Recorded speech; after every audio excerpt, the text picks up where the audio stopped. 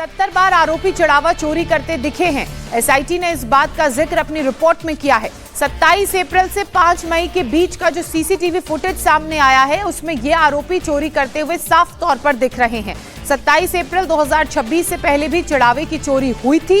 इस बात को लेकर भी एसआईटी ने क्लैरिटी दी है और बताया है, और इसका आधार एसआईटी ने दिया है कि ये जो तमाम आरोपी हैं इनके बैंक अकाउंट के इनके खातों की जब जांच की गई तो उसमें जो रकम पाई गई, जो डिपॉजिट अलग अलग तारीखों में हुआ था, उससे पता लग रहा था कि ये चोरी पहले से चल रही है। तो लगातार बड़ी खबर एसआईटी की जो रिपोर्ट सामने आई है। एक और पन्ने की जो डिटेल है वो आपके सामने रखते हैं। अब देखिए, ये जो हिस्सा है, ये हिस्सा एसआईटी की रिपोर्ट का ये बता रहा है कि सीसीटीवी फुटेज 27/4/2026 से 5/6/2026 के बीच की मौजूद है, जो अवेलेबल हुआ। इसी को हमने बड़े शक्ल में देखिए, यहां पर लिखा है 70 बार चढ़ावा चोरी के सबूत एसआईटी को सीसीटीवी फुटेज में दिखाई दिए। 27 अप्रैल से 5 जून के बीच का जो डेटा मिला, सीसीटीवी फुटेज मिला है, सीसीटीवी में 70 बार आरोपी चोरी करते हुए दिखाई दे रहे हैं। साफ साफ बिल्कुल दिख रहा है सब कुछ। 27 अप्रैल 2026 से पहले भी चढ़ावे की चोरी होती हुई रही है, यह भी एसआईटी मान रही है, लेकिन चूंकि उसका कोई फुटेज अवेलेबल नहीं है इसलिए उसको इस तरीके से प्रूव नहीं किया जा सकता। लेकिन जो आरोपी हैं उनके बैंक खातों के जो ट्रांजैक्शन है वो ये बता रहे हैं कि पहले के वक्त में भी, इन 45 दिनों से पहले के वक्त में भी चोरी होती रही है, क्योंकि उनके बैंक में जिस तरीके से पैसे आते और जाते रहे वो ये बता रहे हैं। अब एक जो अगला हिस्सा इस रिपोर्ट का है वो क्या कहता है, देखिए, उपलब्ध जानकारी के अनुसार इन व्यक्तियों की जो मासिक तनख्वाह है वो 20,000 है, और कटौतियों के बाद जो पैसे डिडक्ट होते हैं अलग अलग तरह के, अलग अलग उसके, वो उसके बाद 15,000 रुपए थी। अब इसी को हमने जरा बड़ा करके यहां पर आपके लिए रखा है। 20,000 की सैलरी कट करके 15,000 उनको हाथ में आती थी। अब चढ़ावे की रकम से मकान और जमीनें उन्होंने खरीदी हैं। अब जाहिर है कि 15,000 की सैलरी में इतनी सारी चीजें तो मुमकिन नहीं थी। अभी और जांच की जरूरत है, इसीलिए 7 दिनों की रिमांड कोर्ट से मांगी गई है कि, और कोर्ट में एक अर्जी लगाई गई पुलिस की तरफ से जिसमें रिमांड की मांग की गई है। चोरी की रकम, अब ये सारी डिटेल जो इस वक्त आप देख रहे हैं, जो भी चोरी हुई उसी चोरी के पैसों के जरिए जमीनें खरीदी गई, प्रॉपर्टी बनाई गई और बहुत सारी चीजों में इन्वेस्ट किया गया। इन्हीं की सारी डिटेल खंगालने के लिए अब पुलिस जो है वो इन आरोपियों की रिमांड चाहती है। और हमारे सहयोगी रुचि अभय हमारे साथ जुड़ चुके हैं। रुचि, देखिए, एसआईटी ने ये लिखा है कि चोरी हुई, सीसीटीवी फुटेज आई, और ये भी मेंशन किया है कि चोरी की रकम को इन्होंने कैसे ठिकाने लगाया, और ये भी पता लगा है कि बैंक खातों में रकम को छुपाने की कोशिश की गई, जमीनें खरीदी गई, प्रॉपर्टी बनाई गई और रिश्तेदारों तक को दी गई, और क्या क्या खुलासे किए हैं। देखिए, सबसे बड़ी बात, आप जो पूरी इस एसआईटी की जो प्राथमिक रिपोर्ट है इसको पढ़ेंगी तो डॉक्टर अनिल मिश्रा पर बहुत गंभीर इसमें बातें लिखी गई हैं कि डॉक्टर अनिल मिश्रा, जिनके ऊपर जिम्मेदारी थी जो काउंटर सेंटर था उसकी, उन्होंने स्टेट बैंक के साथ एमओयू साइन किया था। उनकी जिम्मेदारी थी वहाँ सुरक्षा को देखने की, उनकी जिम्मेदारी थी कि सीसीटीवी की वो निगरानी करे। उनकी लापरवाही के बारे में बहुत ज़्यादा चीज़ें इस एसआईटी की रिपोर्ट में लिखी गई हैं। यानी ये संकेत करता है, ये समझा जा सकता है कि आने वाले दिनों में डॉक्टर अनिल मिश्रा के लिए काफ़ी ज़्यादा मुश्किलें खड़ी हो सकती हैं। आपने कल भी देखा कि जो ट्रस्ट की मीटिंग थी उसके बाद जो बयान दिया गया उसमें चंपत राय को तो बहुत डिफेंड किया गया। उनका कहा गया कि बहुत योगदान है, वो बहुत मेहनती हैं, लेकिन डॉक्टर अनिल मिश्रा के बारे में एक भी लाइन उसमें नहीं कही गई। तो एक तरह का ये संकेत समझ सकते हैं कि आने वाले दिनों में डॉक्टर अनिल मिश्रा भी जांच के घेरे में आएंगे। उनसे पूछताछ पहले ही हो चुकी है और एसआईटी भी कर चुकी है। अयोध्या पुलिस भी उनसे पूछताछ, अभी अयोध्या पुलिस ने नहीं की है, एसआईटी ने उनसे पूछताछ की है।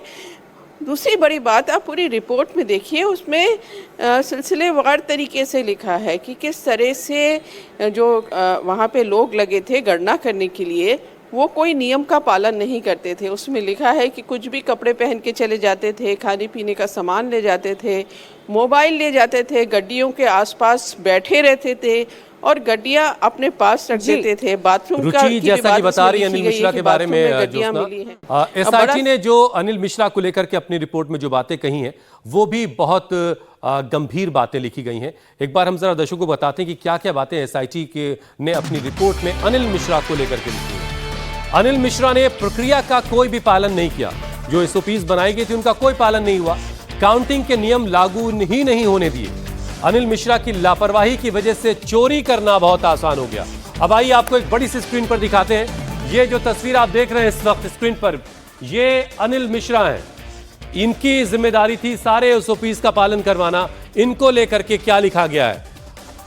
डॉक्टर अनिल मिश्रा ट्रस्ट के वरिष्ठ पदाधिकारियों में से एक थे और वित्तीय मामलों और नकदी के संकलन के प्रबंधन, यानी जो भी चंदा आ रहा है उसको इकट्ठा करना, उसकी काउंटिंग करवाना, इसकी सारी जिम्मेदारी उनकी थी। तलाशी न लिए जाने की जानकारी अनिल मिश्रा को दी गई कि भाई तलाशी वलाशी नहीं हो रही है, जो लोग अंदर आ रहे हैं। तलाशी के लिए लिखित आदेश नहीं दिया उन्होंने। तलाशी के सिस्टम में ढिलाई बरतने के लिए यही जिम्मेदार अनिल मिश्रा हैं, ऐसा एसआईटी कह रही है। बायोमेट्रिक, ड्रेस कोड, निजी सामान पर लाने पर भी कोई किसी तरह की सख्ती नहीं बरती गई और इसीलिए ये पूरा जो एक हिस्सा आप देख रहे हैं, ये पैरा, ये अनिल मिश्रा को लेकर के, जिनकी ये तस्वीर है, इनको लेकर के ये तमाम बातें इस एसआईटी की रिपोर्ट में लिखी गई हैं। अबे लगातार हमारे साथ जुड़े हुए हैं। अबे देखिए, डॉक्टर अनिल मिश्रा को लेकर जो सवाल कल की मीटिंग में साधु संत लोग उठा रहे थे, ट्रस्ट के मेंबर्स उठा रहे थे, उन्हीं चीजों का जिक्र एसआईटी की इस रिपोर्ट में भी है।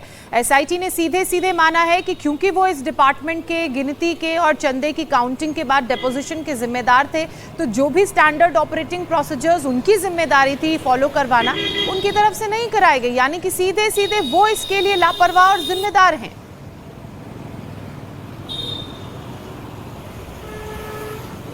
देखिए, बिल्कुल ज्योत्सना, और यही वजह है कि डॉक्टर अनिल मिश्रा पर शुरुआत से ही लगातार सवाल उठ रहे हैं कि आपने बैंक के साथ एक एमओयू पे सिग्नेचर करे। अब जब अंदर जो रिकॉर्ड रूम है जहां पर पूरी गणना होती है, वहां पर जो भी एक रूल्स बनाने चाहिए थे, जो एसओपी फॉलो होनी चाहिए थी, जो कि आपने अपने एमओयू के अंदर खुद सिग्नेचर करे हैं, आपने कुछ भी फॉलो नहीं करा। किस तरीके से लड़कों की भर्ती करवाई गई वो हम सब ने देखा। एसआईटी की रिपोर्ट में उसका जिक्र भी है कि मनीष यादव का रिकमेंड किया टिन्नू यादव ने, उसके बाद उसको नौकरी पर रखा गया और 1 महीने के अंदर ही उसने पैसे चुराने शुरू कर दिए। 1-2 बार नहीं, 70 बार पैसे चुराते हुए ये लोग नजर आए। और ये तो मात्र 45 दिन की हम सीसीटीवी फुटेज की बात कर रहे हैं, क्योंकि साफ तौर पर यह भी लिखा गया है कि लापरवाही, हर स्तर पर लापरवाही थी। 45 दिन के बाद जो सीसीटीवी का जो डीवीआर होता है वो ओवरराइट हो जाता था, यानी कि इससे पहले जो चोरी हुई उसका एग्जैक्ट आकलन लगाना तो बहुत मुश्किल काम है।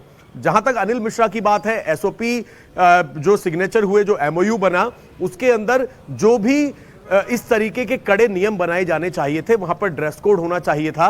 मोबाइल फोन अंदर जो वहां पर गिन रहे हैं, अब जो आरोपी है वो मोबाइल फोन लेकर वहां पर जा रहे थे, गड्डियों से नोट निकालकर अपनी जुराबों में रख रहे थे, अपनी जेबों में भर रहे थे, और साथ ही जो वहां पर बाथरूम था वहां पर पैसे को छिपाया जा रहा था। और ये 1-2 बार की घटना नहीं है, बल्कि निरंतर चलने वाली ये घटनाएं हैं। और यही जिक्र जो है एसआईटी ने अपनी रिपोर्ट में किया है कि 1-2 बार की कोई घटना नहीं है, बल्कि कंटिन्यू ये प्रोसेस चल रहा था। अब इसी से अंदाजा लगाया जा सकता है कि किसी को कोई देख ही नहीं रहा था, खुलेआम वहां पर यह सब कुछ हो रहा था। मनीष यादव और साथ ही जो अविनाश शुक्ला है वो लगातार चोरी करते हुए नजर आए। और इनकी मदद किसने की? जब ये पैसों को छिपाते थे बाथरूम में, अपनी जेबों में, गड्डियों से नोटों को अलग करते थे। अनुकल्प अब सवाल ये है अभय कि जिम्मेदार तो एसआईटी मान रही कि सारी लापरवाही अनिल मिश्रा की है, लेकिन आगे क्या हो सकता है? रुचि, हमने कल की बैठक में देखा कि चंपत राय को कोशिश की गई, कि डिफेंड किया गया कि चंपत राय ने अपनी कोशिश की कि इस तरह की चोरी रुके। उन्होंने अपने लेवल पर बरामदगी भी कराई, जिसको लेकर के एसआईटी रिपोर्ट कह रही कि खुद पुलिस बन करके उन्होंने ये काम किया। अनिल मिश्रा को लेकर के अब आगे किस तरह के कदम जो ट्रस्ट है वो उठाने जा रहा है, और एसआईटी इसमें अब क्या एक्शन ले सकती है? देखिए, ट्रस्ट ने तो इस्तीफा उनका ले लिया। ये हुआ कि अब इस्तीफा दे दिया तो कानूनन उनका इस्तीफा हो गया, चंपत राय का भी हो गया, अनिल मिश्रा का भी हो गया। जहाँ तक पुलिस का सवाल है, पुलिस ने जो एफआईआर दर्ज की है उसमें 8 लोग नामजद हैं और फिर 9वां नाम लिखा है अज्ञात। तो इसका मतलब ये होता है कि जब पुलिस जैसा चाहेगी नाम उसमें जोड़े जा सकते हैं। अब जो अयोध्या पुलिस है उसको अभी उसने पूछताछ डॉक्टर अनिल मिश्रा से नहीं की है, और ये लोग जो पकड़े गए हैं इनसे इनके बयान दर्ज कुछ किए भी गए हैं, कुछ किए जाने हैं, कुछ चीज़ें भी बरामद करानी है। तो जैसे जैसे पुलिस का कहना है कि ये जांच आगे बढ़ेगी, तो जो भी जांच के दायरे में आएगा, जिसके खिलाफ भी कानूनी कार्रवाई करनी होगी, चाहे वो कितना भी बड़ा आदमी हो, उसके खिलाफ कार्रवाई की जाएगी। अब जहाँ तक एसआईटी रिपोर्ट का सवाल है, एसआईटी के लोग बार बार कह रहे हैं कि किसी को क्लीन चिट नहीं मिली है, जांच अभी जारी है, 15 जुलाई तक का वक्त है उनके पास। तो एसआईटी में भी और भी चीज़ें जो अभी डिटेल रिपोर्ट, ये तो बहुत शुरुआती रिपोर्ट है, जो डिटेल रिपोर्ट आएगी उसमें बहुत चीज़ें आएंगी, और अयोध्या पुलिस भी अभी मामले की जाँच कर रही है। हुसैन।